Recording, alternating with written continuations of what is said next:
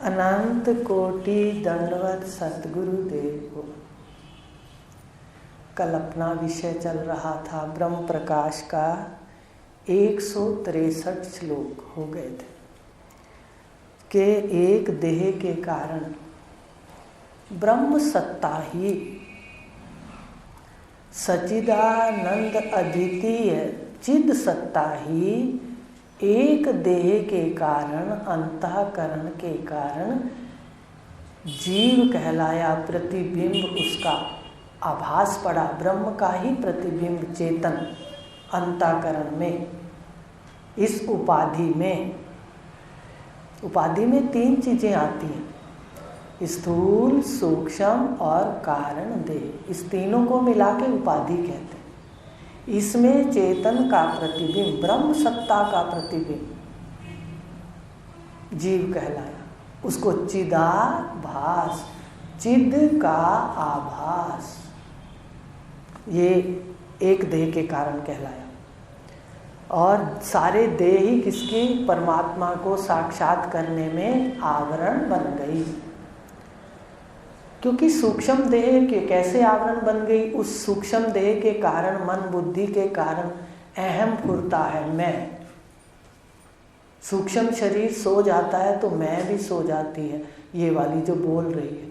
और सूक्ष्म शरीर जब उठता है जागृत में तो मैं भी बोलती है। ये मैं ही तो अहंकार बन जाता है, मैं शरीर हूँ, ये तो ढक लेता है। आत्मा को किसने ढका है? मैं शरीर हूँ, इसने ढका।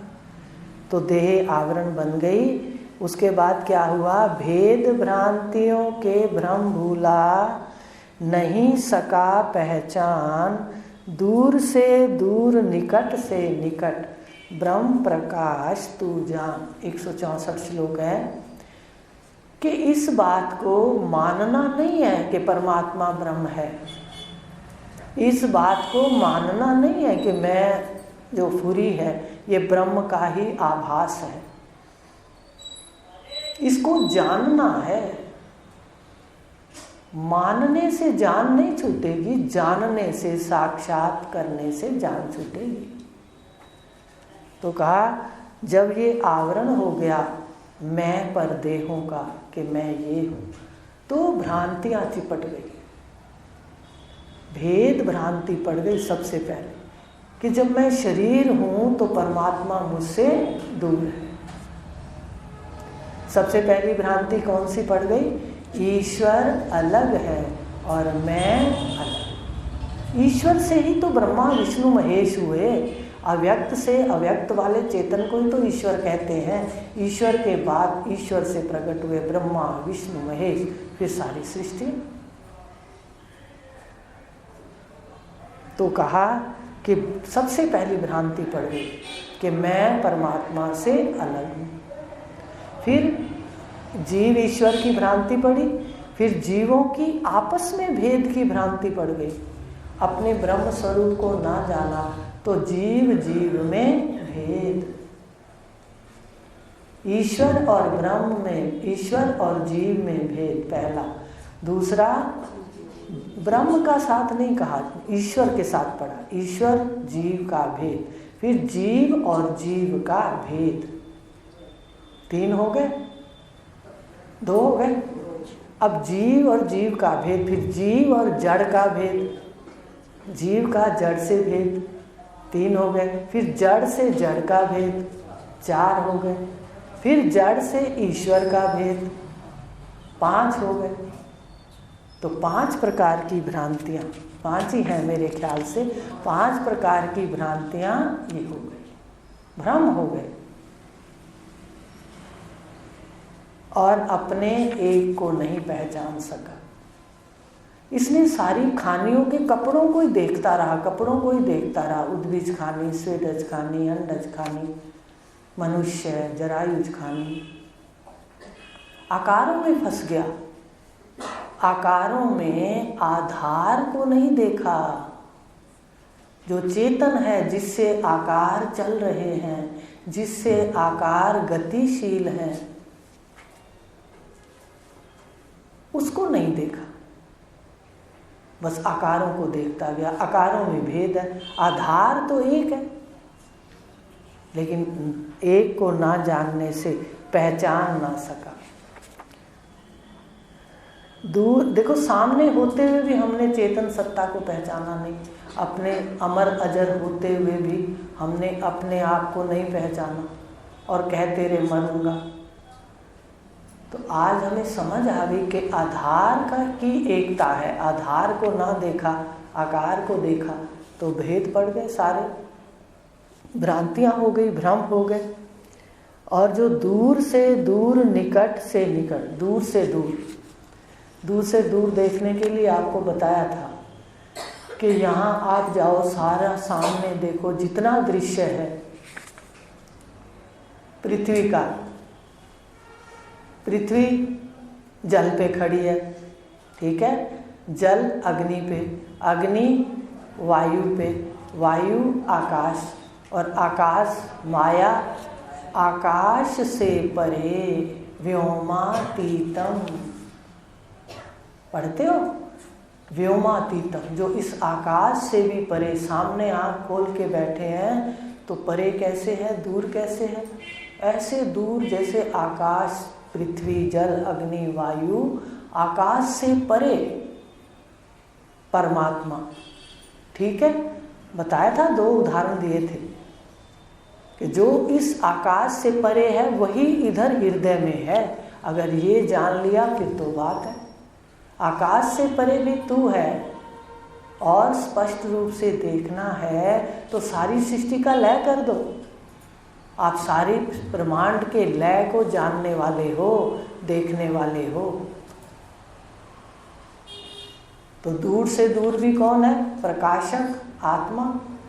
और फिर अंदर जाओगे, सफ़र करोगे तो देह आदि को छोड़ दो, बाहर वाला सारा व्यवहार, बाहर वाला सारा परिवार, बाहर वाला सारा विस्तार। विस्तार समझते हो? कहीं गाड़ियाँ खड़ी हैं, कहीं मोटरसाइकिल खड़े हैं, कहीं सोफे पड़े हैं, पलंग पड़े हैं, मकान है, ये सारा विस्तार है। फिर बीच में परिवार है, फिर शरीर है, आकार। इस सब को छोड़कर तुम अंदर जाते हो रात को, फिर मन से खेलते हो, दफ्तर में बैठ के हिसाब लगाते हो कैसे कैसे संस्कार हैं, सपन लेते हो। उसके बाद सारा दफ्तर बंद करके अपने घर चले जाते हो, विश्राम पद को, विश्राम पद पाते हो। उस वक्त कौन है विश्राम पद का प्रकाशक? जो मैं विश्राम पद प्राप्त करती है, ये आत्मा ब्रह्म में लीन होती है। रोज देखिए, आप प्रकाश स्वरूप, ब्रह्म स्वरूप, इस मैं के भी प्रकाशक हो कि मैं अब सो गई। कहते नहीं पर देखते हो, प्रकाशक हो। तो दूर से दूर भी प्रकाशक और अंदर से सूक्ष्म भी, निकट से निकट भी। निकट से निकट, सबसे निकट कौन है? हमारा अपना आप। दूर से दूर देखा वो भी प्रकाशक अपना आप। तो दूर से दूर, निकट से निकट ब्रह्म प्रकाश तू जानना पड़ेगा। मानने से तो कोई मानता ही नहीं। कोई भी ये बात नहीं मानता कि भाई परमात्मा का स्वरूप। फिर ये भी कहता है, गुरु भी जो लिखते हैं वो गुरु की वाणी को भी पढ़ता है। इसने कितनी बार देखा, वाणी पढ़ी जा रही है कि अंदर है। और भी कई बातें मुझे अब याद नहीं। मुझे लगता है देखो, गुरु तो सच कह गए पर वो एक संदेश दे गए ना, खोल के बात नहीं है। कृष्ण ने क्या किया? उसने कहा तो आत्मा है तो खोल दिया, त्रिपुटियाँ खोली, आखिर के अंदर गुण खोले, फिर श्रद्धा खोल दी, फिर 18वें अध्याय में 17 स्तंभ की सारी त्रिपुटियाँ खोल दी कि राजसी कैसे करेगा, सात्विक कैसे करेगा, तामसी कैसे करेगा। तू अपने आप को देख, तू कौन है, कैसा है तेरा अंतःकरण। ये भगवान ने खोला, उपनिषद ने खोला। उपनिषद का मतलब ही है वो विद्या जो गुरु के निकट बैठकर ली जाए, और सद का अर्थ है जो सारे संसार को उखाड़ कर फेंक दे। देखो, गुरु के निकट बैठकर उस विद्या को लिया जाए जो सारे संसार को उखाड़ कर फेंक दे। उजाड़ कर भी कहा है, उजाड़ कर फेंक दे। उसको कहते हैं उपनिषद। देखिए, तो किसको इतनी बात समझ आती है। और ये भी कहा कि उपनिषद जो है वो वेदों के जिस जिस भाग में है, अंतिम भाग में है। ब्रह्म और आत्मा की एकता है, वहाँ एकता कराई जाती है, उसी को उपनिषद कहते हैं। ब्रह्म और आत्मा की एकता हुए बगैर आप इस ब्रह्मांड को उखाड़ कर नहीं फेंक सकते। उखाड़ कर फेंकने का मतलब ये नहीं कि गेंद की तरह आप उखाड़ दोगे, माने इसके अस्तित्व को जो हमारे अंदर है, इसके अस्तित्व को जो सत्य बुद्धि लिए हुए हमारे अंदर है वो खत्म हो जाएगा। इसी को मोक्ष कहते हैं। कितना आसान है, बहुत मुश्किल है। इस कमरे में तो सब आसान है, कमरे से बाहर बहुत मुश्किल है। लेकिन अभ्यास करते करते, भगवान कह रहे हैं अभ्यास करिए। अर्जुन ने कहा मेरा मन इतना तेज हवा की तरह दौड़ जाता है। भगवान ने कहा, ये नहीं कहा तू गलत है। जैसे कोई बच्चा कहता है तो अपन कहते हैं ना हाँ हाँ तेरी बात ठीक है। अर्जुन को यही कह रहे, हाँ हाँ बिल्कुल ऐसा ही है, पर कह के क्या कर दिया, उसकी बात को काटा। अभ्यास और वैराग्य से ये मन अपने आप में समाहित हो जाता है। तो इस प्रकार कहा कि इसको जानना है कि प्रकाश स्वरूप तो है, ब्रह्मांड का से परे और निकट से निकट अपना आप प्रकाश स्वरूप है, ऐसा जानना है। माया संग से ईश्वर रचता, रूप कई हजार। ब्रह्म सत्ता सच्चित आनंद अद्वितीय है, पर रचना के लिए माया का हाथ पकड़ना पड़ता है, माया को स्वीकार करना पड़ता है। ईश्वर को विस्तार सारा माया का है, विस्तार का दृष्टा और साक्षी चेतन है, ब्रह्म सत्ता है। विस्तार माया से है। जैसे आपको बहुत बार बताया है कि प्रेस आप कपड़े करते हैं या उसी बिजली से आप घर में एसी चलाते हैं। अब ये ठंडा होना या गर्म होना ये मशीनरियों का काम है, लाइट का काम नहीं है। लाइट तो सत्ता देती है, हीटर लगा दोगे तो गर्म हो जाएगा, एसी लगा दोगे तो ठंडा हो जाएगा। ऐसे परमात्मा सत्ता देता है। सतोगुण लगा दोगे तो पूजा पाठ हो जाएगी, रजोगुण लगा दोगे तो राग द्वेष हो जाएगा, लड़ाई झगड़ा भी हो जाएगा। अज्ञान की बात कर रही हूँ, ज्ञान के बाद ये तीनों गुण शुद्ध हो जाते हैं, याद रखना। और तमोगुण होगा तो अन्याय शुरू हो जाएगा, मारकाट शुरू हो जाएगी। तो ये कहा कि किस प्रकार ये जो परमात्मा है, ये चेतन सत्ता माया का संग लेकर के, भाई कपड़े प्रेस करती है अपनी प्रेस, तो लाइट किसका संग करती है तो प्रेस करती है लाइट, उसका प्रेस का। कमरे को ठंडा करता है तो लाइट किसका संग करती है, एसी का। ऐसे कह रहे हैं भगवान, गीता में भी कहा, यहाँ भी बता रहे हैं कि माया संग से ईश्वर रचता, रूप कई हजार, एको अहम बहु श्याम, शत रूपा। माया को क्या कहा गया, शत रूपा। पढ़ा था, कथाएं तो सुनते थे ना, घर में सारा दिन कथाएं चलती जैसे थी अक्सर, तो उसमें शतरूपा भी आता था। तो आता था शतरूपा कैसे है माया। अब बताओ, है शतरूपा? उद्भिज खानी, स्वेदज खानी, अंडज खानी, जरायुज खानी, कितने रूप हैं? शतरूपा ये माया है। माया के अंदर जो कपड़ा है वो एक है, 5 भूत 3 गुण। बताया था एक दिन कि अगर सामने देखते हो तो शरीर भी सामने आ जाए तो इसको काटो, कि शरीर स्त्री नहीं है, माँ नहीं है, बहन नहीं है, मन में मनन हो। आकाश है, वायु है, अग्नि है, जल है, पृथ्वी है और चेतन है। शरीर में 5 है और चेतन है, तब भी हम निकट पहुंच जाएंगे ज्ञान के। माया संग से ईश्वर रचता, रूप कई हजार। ईश्वर ने रूप रचे, ईश्वर अंश जीव है, ये भी कम नहीं है। उसने क्या किया, बराबर की रचना कर दी। उसने नाम रच दिए सबके, और नाम और रूप मिलके क्या बन गया, संसार। संसार कहाँ रहता है? जीव के अंदर। और नाम रूप में सारा क्या होने लगा? व्यवहार। केवल ईश्वर की सृष्टि में भी व्यवहार नहीं हो सकता।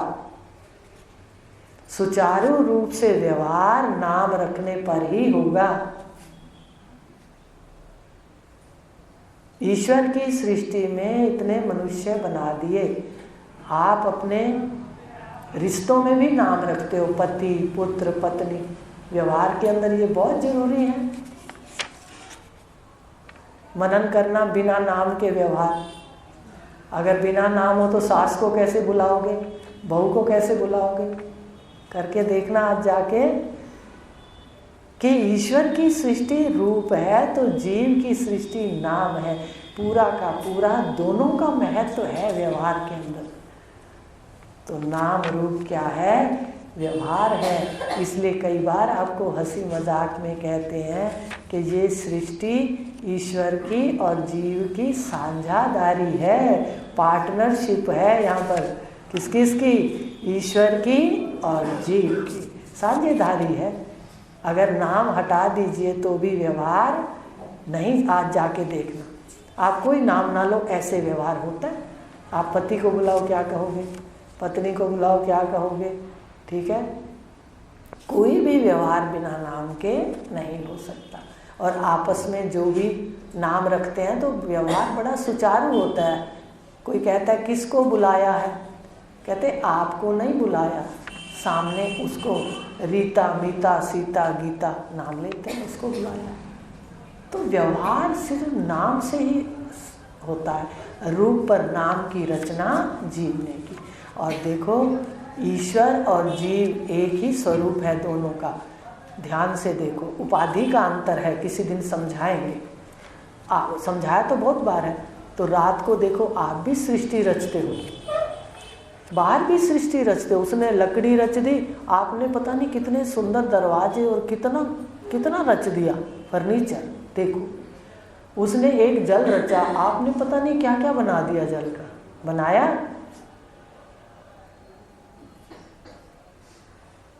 पृथ्वी रची ईश्वर ने, इसने क्या किया? इतने सुंदर पत्थर। अब देखो राम मंदिर बन रहा है, जब उसकी नक्काशी देखते हैं, या सोमनाथ गए थे या द्वारका जी गए थे, कमाल की नक्काशी।